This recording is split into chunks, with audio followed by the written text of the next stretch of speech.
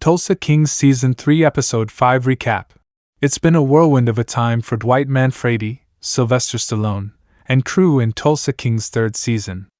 They'd gained new partners, the Montags, new enemies, Dunmeyers, and new business ventures, rare bourbon comin' at ya, but their new partner was burned alive by their new enemies in the premiere. They've uncovered a 50-year-old rare stash of bourbon worth millions, had it all entirely stolen, and got every barrel back, all in the span of one episode. A dozen crises later, the Montague distillery is finally open for business. Dwight should expect retaliation, of course, because Jeremiah, Robert Patrick, isn't one to take a loss or back down from a fight. For now, however, Dwight's in full celebration mode and anticipating a bit of a boozy victory lap. Bodie, Martin Starr, and Grace, McKenna Quigley Harrington, succeeded in their plan to pull in buzz for the 50, with numerous publications attending their launch party. Bigfoot, Mike Cash Flow Walden, can sculpt ice. Nomenclature update. An ice association makes him a Yeti, not Bigfoot, but I digress. Cut to Dwight leisurely lounging in bed with Margaret, Dana Delaney, and he asks her how things are going with the man with X-ray eyes. He means Carl Thresher, Neil McDonough, of course, and she laughs the pettiness off. Margaret suggests Thresher should attend the distillery opening, a win-win of sorts for both gentlemen, despite Dwight's trepidation. Cut to Vincent Piazza, calling Bill Bevilacqua on behalf of Quiet Ray, James Russo, who would like a follow-up on his chat with Bill at the end of episode 4. Bill hates being pressured and only respects straightforward dealings, so he wraps the call by telling Vince, if Quiet Ray has an issue with Dwight, Quiet Ray should call Dwight.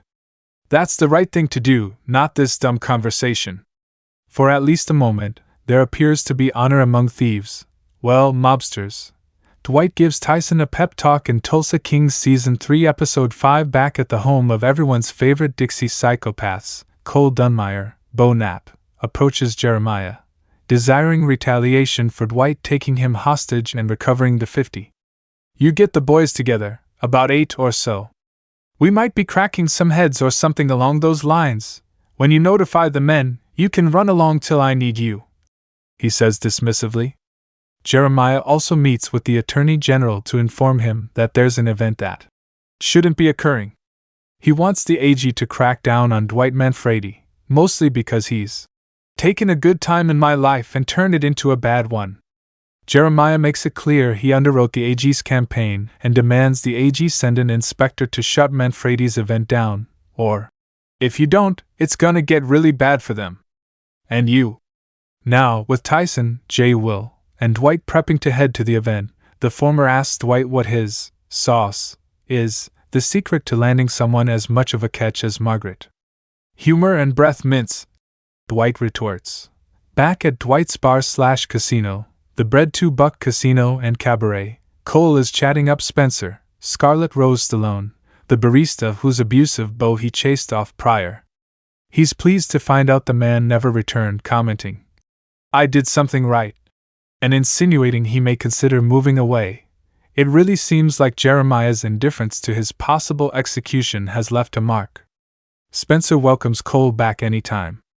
Elsewhere, Tyson drives Dwight to the event, asking Dwight about his definition of a man. After a little banter, Tyson cuts to the chase, musing, what am I all about, man? What's my value here? He's thinking about how his father gives, but he takes, and about his recent mistakes with the crew. How could I be so stupid, so weak to be played like that? Dwight responds, you were stupid and weak, but that happens. That's how learning is done, by mistakes. Dwight gets serious, telling Tyson he shouldn't be so hard on himself, and that he doesn't need to man up, 'cause you're a man to me. A little more of a pep talk, and Tyson has his groove back. Dwight keeps getting interrupted in Tulsa Kings Season 3 Episode 5. Dwight's finally arrived at his big event, and Joanne, Annabella Shara, welcomes Dwight to the distillery with open arms. He compliments her capacity for interior decorating, and Bodie begins to explain the calculations around their profitability. Dwight is informed that Bill Bevilacqua, Frank Grillo, is around, and takes his leave to have a private conversation. We have some serious sh*t happening, Dwight, Bevilacqua says, explaining that Vince has been calling about the bourbon operation. You and me, we're in business together, so what's your plan for dealing with these animals? Dwight says to give it time, and Bill chides him for being so casual. Quiet Ray wants me to turn on you, capice? What's worse, one of his spots was raided. I don't care about Quiet Ray or the feds, Dwight says. Or any threat, real or imagined. This is F***ing big for me. This could be the greatest opportunity of my life. Bill reminds him that, if there's a war, and they lose, there's no opportunity, leaving Dwight pondering how fortune favors the bold. Before leaving, Dwight gets an immediate call from his bomb-making contact.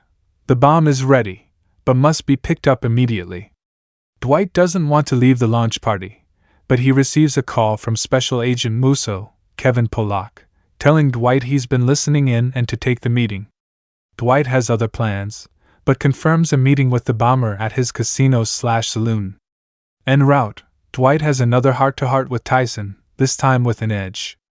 People don't get what they deserve, they get what they attract. Tyson clarifies whether he's talking about karma, but Dwight rants further. You think this life you're trying to live here is so special, and powerful, and real. Well, there's gonna come a dark check that's due. Well, that's ominous. At the casino, Dwight rendezvous with the watchmaker, who explains that he digs deeply into any prospective clients and admires that Dwight spent 25 years in prison, before explaining that he needs details about the target and its size, and that he wants a hefty sum up front. Dwight names Jeremiah Dunmeyer, gets up, and goes to his safe to pay in cash. You're not a Fed, are you? The watchmaker says on the way out. Just kidding. He winks. Per joke. Back at the event, Mitch clocks Bill's men standing guard in force. He asks the Casey mobster, Your boys look like they're about to do something stupid. Bill asks what he means. You looking to start a war, Bill? Mitch inquires. Bill says he's just protecting his investment.